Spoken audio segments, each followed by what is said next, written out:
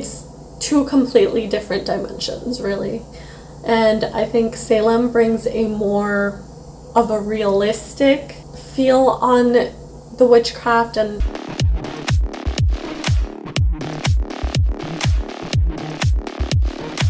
hola nenes, and welcome back to my channel. We are going to be jumping right in to another chit chat.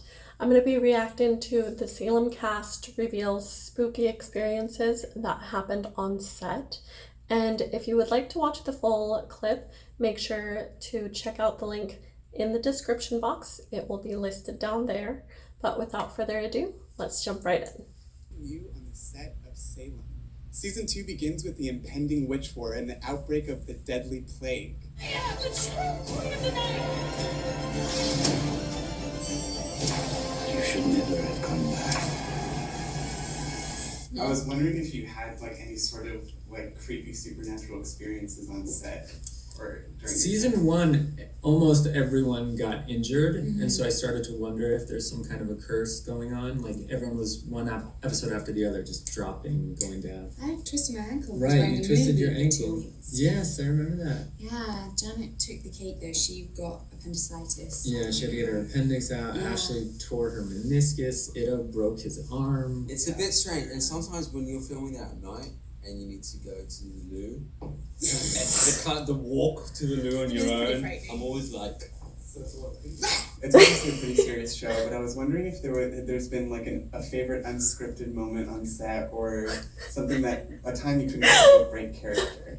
I am actually still laughing because I think this happens to all of us. After we watch a scary movie or anything haunting that kind of just stays with you psychologically, it's in the back of your head and it's in the front of your head too. Like forefront, right here in your face. So I think going to the bathroom is by yourself is one of the scariest things that you can do after you watch a scary movie. So I think we can all relate to that. That's why I think I'm laughing so hard at that specific one, just because I've personally experienced that. So I can understand where he's coming from. That is terrifying. I have one. Last season, when I stabbed Stephen Lang in Crease, he told me that he was going to fart when I stabbed him, and I was like, "Haha, very funny." And he did. And me and the Steadicam operator could not stop laughing. The fact that he could do it and tell me he was going to do it and do it on cue was what blew me away. That's magic. My first ever scene. Season 1, where Cotton and I walked into the room to tackle Mercy. She just balled out. She balls out, jumped on us, screaming, yanking, and her hand somehow got into my wig. She snatched your wig! Ripped it completely off. She snatched his wig off. Hanging by a thread, take probably 5, and I sat there and I just started laughing. I was like, we can't continue. I mean, the whole thing was right here, and they were just like, keep going, and I'm like, what the? Keep going, I don't have my There's hair on. no way. So in your time working on the show, I was That's wondering hilarious. if both of you have like your favorite colonial style insult that you've heard.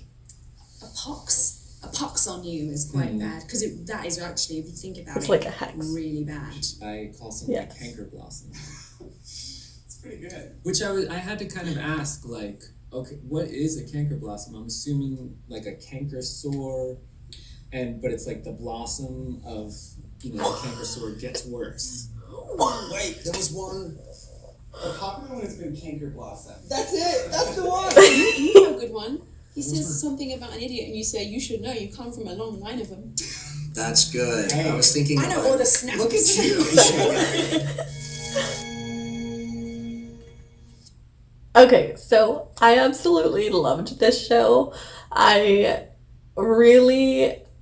was invested in this show so much. I think the actors were just incredible. They were by far some like amazing actors, because to channel that sort of darkness is really intense, and a lot of people tend to bring that home with them. So it's just like any other job. You're gonna bring something home. And I thought that it was interesting that they had some spooky occurrences.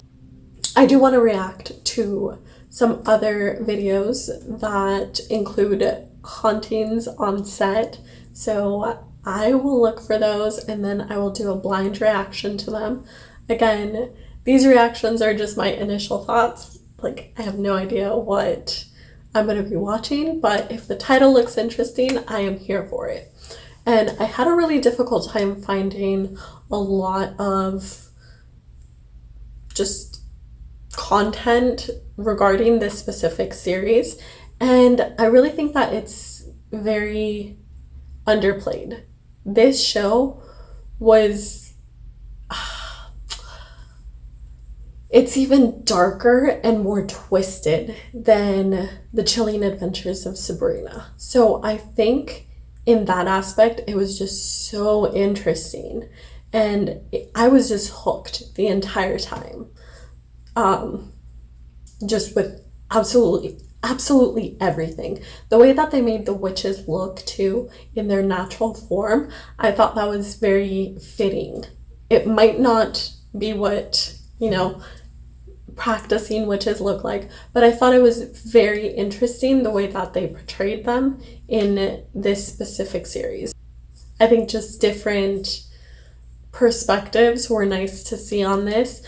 I do, however, think for the final series and scenes, I think they could have done better. I don't know what happened with the writing, but I definitely feel like it was not the strongest end, and we can go into why I believe that in one of my spoilers. So this was more just reaction to the cast, but I do want to talk about the show because it is not as popular as it should be, in my opinion. One of my friends, we started watching this together, and it was too intense for her. So I really think that you need to have a specific type of personality, spooky lover, lover of all things supernatural. So I think the issue with that is she's not used to seeing that type of content, that element of witchcraft. And I'm not saying that I know anything about witchcraft or anything like that. It is an interesting, concept, and there is a lot of curiosity there. But I personally am too much of a chicken sit to do anything because of my culture, and just, there is a lot of black magic and practicing witchcraft in my culture. I do understand that, but to me it just terrifies me. I've mentioned before on another one of my story time videos just how I recently found out that some of my members back in Mexico, some of my family members over there are witches and practicing witches. So I've learned some pretty basic stuff, like hexes, spells, things like that. Not how to implement it, but rather the elements that are required, and just not the incantations per se, because I feel like once you get into the incantation portion, it's just a completely different ballgame. I mean, it's definitely intriguing. It's always kind of sparked an interest, if you will, but my mama was very strict in that sense. She didn't like me watching the spooky stuff, and I think that's why I rebelled a little more in that sense. I just loved everything, loved and love currently everything spooky. So if you're watching this, Mom, I'm sorry. Yes, I do believe that it takes a specific type of personality to continue to watch this show, because it is so dark, and I would truly say that it's darker than The Chilling Adventures of Sabrina, even though that does deal with very dark elements. It's two completely different dimensions, really.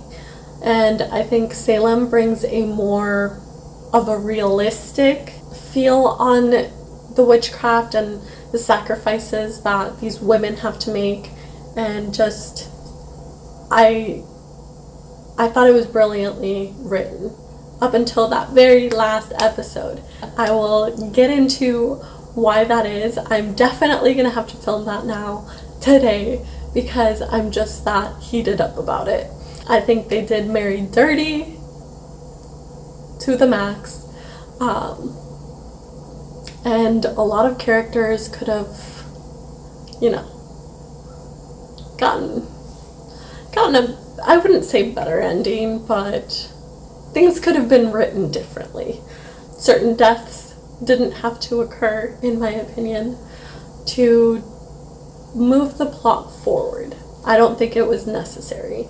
So I think they were just running out of time, didn't know, actually probably knew that there wasn't going to be another season, so they didn't really get to finish telling her story, telling Mary's story.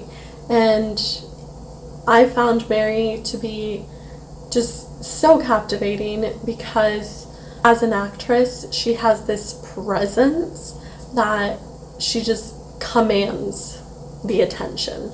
So I was just super intrigued by her immediately. And Shane West, he's obviously an amazing actor. He was in A Walk to Remember, my absolute favorite movie, romantic movie. And I couldn't have asked for a better cast. This cast was just, it fit perfectly. And I loved seeing the development of Anne.